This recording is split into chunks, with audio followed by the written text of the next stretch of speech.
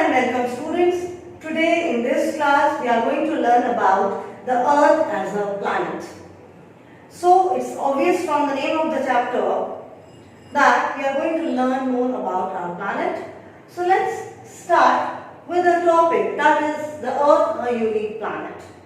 So here, what makes Earth the most unique planet in the solar system?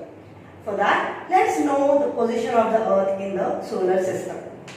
If we look at this diagram, the Sun at the center and 8 planets revolving around the Sun in their own orbits. This is known as solar system. So Sun and its family, we can say, is the solar system, and there are 8 planets. Let's look at the position of the Earth. So the first planet closest to the Sun is Mercury, followed by Venus in the next orbit, and then comes the planet Earth. Earth is the planet in which we live. It is our home. So the third planet from the Sun is the planet Earth, and it is the most unique planet in the whole solar system. So what makes this planet most unique? The answer is life. There are living creatures only present or found in the planet Earth and not in any other planet of the solar system. And whatever is our knowledge of science and technology, till now we have not been able to discover life in the solar system as well as the other entities or other heavenly bodies. We have not been able to discover life yet. So there are certain reasons that has supported and encouraged life on the planet Earth.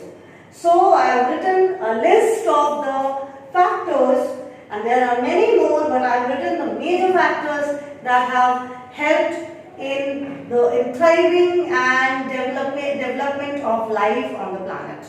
So let's start. The first one is optimum distance from the Sun. Students, look at the picture. In this picture you can see that the Earth and the Sun, the distance between these two entities or heavenly bodies, it is approximately 150 million kilometers. So this distance is perfect. Optimum distance means the distance is perfect for life to exist on Earth. Now, a question will arise, why? What is there that life can exist just because of this distance? The answer is 150 million kilometers is such a distance in which, because of which, the Earth's average temperature is maintained to be 17 degrees Celsius, and this is suitable for life. So this is the reason we say that the distance between the Earth and Sun is perfect for life to thrive on the planet. Now, the next, presence of water in all 3 states. So students, water is present in the form of solid, liquid as well as gas on the planet Earth.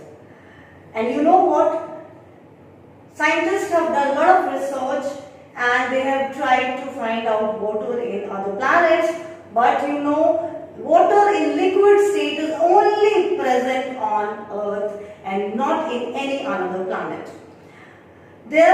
Scientists recently discovered that there is ice on Mars, but it is not present in liquid state. It is present in the form of ice, that is in solid state. Even there is ice in the, we can say, the rings of Saturn, and then in Jupiter also ice is found, but water is not present in liquid state. So the presence of water in all the 3 states, solid, that is ice, liquid, that is water, and gaseous state, that is water vapor, is very, very important for the ongoing life processes. If we take example of water cycle, then water in liquid state evaporate, and then again it comes back in the form of water, in the form of rainfall, back to the Earth's surface. So if the water is not present in all the 3 states, then water cycle would not function. So I just give you one example. There are so many examples which will prove that Earth is having life because water is present in all the three states. The next chapter is atmospheric gases. So students, which are the gases present in the atmosphere? We have nitrogen in maximum percentage, carbon, oxygen and other rare gases. Means the gases which are found in traces, very small quantity. For example, xenon, radon, krypton, argon, hydrogen. All these gases are also present in the atmosphere, but they are very rare. In traces, they are found in very small quantity. The maximum percentage of gases are nitrogen, oxygen, carbon, etc. So students, if we see these gases and if we learn about them, we will find out that oxygen is a life-giving gas. It is very important for respiration in all living organisms. If we talk about carbon dioxide, then photosynthesis, which is a food preparing process by the plants, is not possible if there is no carbon dioxide. So carbon dioxide, with presence of sunlight and chlorophyll, it helps in the smooth running of the process of photosynthesis by which plants prepare their own food. Now, nitrogen, it is again very important for all living organisms for the smooth functioning of life. Plants need nitrogen. We human beings need nitrogen. And you know, nitrogen is in maximum percentage, but it is chemically inactive gas. So, it sometimes comes to our mind that oxygen is life-giving gas, it helps in respiration. Then why oxygen is only 21%? The reason is it supports burning or combustion. So if oxygen will be more in percentage, there will be combustion, there will be fire everywhere. So nitrogen maintains or balances the chemical reactions in the atmosphere because it is chemically inactive, and therefore it helps the Earth's atmosphere to remain stable and calm so that the living organisms can survive and go on smoothly. So these are the first three factors that support life on the planet. The fourth one is rotation of the Earth. So students, when the Earth rotates, then the side facing the sun experience day and the side away from the sun experience darkness, that is night. So students, when one side is having day, it is experiencing heat from the sun, and as it moves away, the other side experiences the heat of the sun. So like this, there is a balance maintained. In 24 hours, that is one day, half of the time is the heat is received and the other half the heat is not there, it becomes cold, the temperature drops down. So like this, a balance is maintained. Suppose the Earth would not be rotating, then only one side of the Earth would be receiving all the heat and would become extremely hot and life would not be possible there. Whereas the other side would become freezing cold because it would never receive the heat from the sun.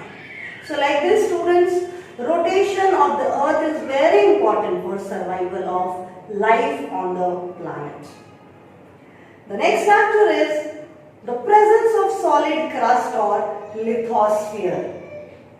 Students, crust is the upper layer of the Earth, which is also known as lithosphere, and this supports millions of species of life to live on the crust, and it's a very big supporting factor for life on Earth. And our next factor is biosphere. Students, bio means life. So Earth is a planet where life exists in varieties. So where the atmosphere, lithosphere and the hydrosphere. Here atmosphere is the realm or the sphere of air. Lithosphere is the realm of rocks, the solid crust, and hydrosphere is the realm of water. So in all these three realms or sphere, life exists, and this is the biosphere. So life is on the land, life is in the water, and life is in the air in the form of microorganisms. So like this, biosphere present on the planet support life. So this is how these factors support life on Earth. That's all in this module. Thank you.